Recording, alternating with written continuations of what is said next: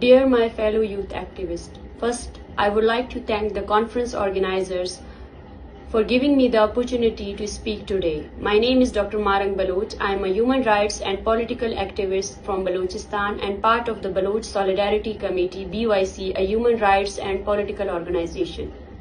We are peacefully struggling against the Baloch genocide. In November 2023, the BYC organized the largest march in the history of Balochistan and the region to protest the Baloch genocide. Now we are preparing for another national gathering against the Baloch genocide in July. Ladies and gentlemen, today I want to introduce you to a region that rarely makes global headlines, despite enduring severe colonial violence and oppression, which is our homeland, Balochistan. We, the Baloch people, are facing horrific genocide even in the 21st century, and we deeply regret that the world's silence on our plight.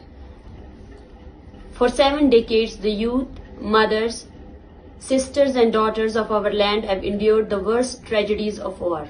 Around the world, people are raising their voices for oppressed people. But the greatest shock for us is that no human rights organization has spoken up for us, nor have anti-war advocates addressed our genocide. Today, when discussing the suffering of Baloch people, the issue of enforced disappearances stands out.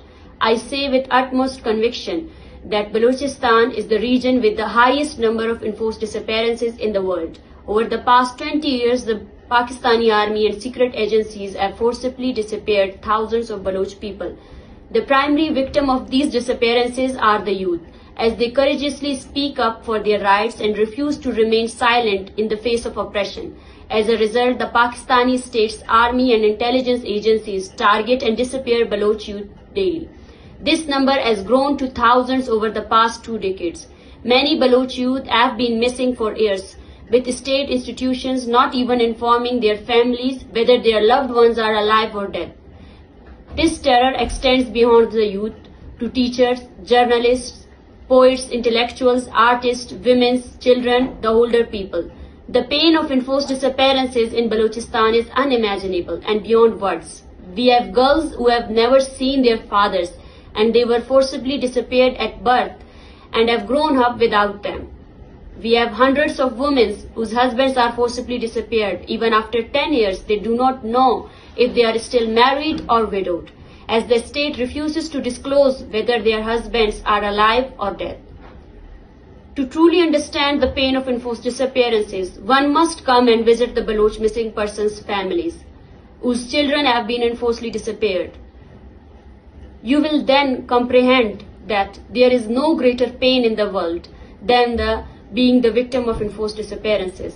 I am also a victim of enforced disappearances. When my father was first subjected to enforced disappearances, I was only 13-year-old. I, along with my siblings, protested for his safe release, but instead I received the mutilated body of my beloved father. He was killed, his mutilated and severely tortured body dumped in a remote forest. The pain and anguish we as a victim family felt at the time is indescribable, and we have not recovered from this trauma to this day. The moment my beloved father's body was placed in front of me is forever etched in my memory. Respected fellow youth, today I believe that all oppressed nations around the world, including the Baloch and the Kurds who face genocide, share a common pain, suffering and challenges. We are all subjected to genocide simply because we exist on our own lands.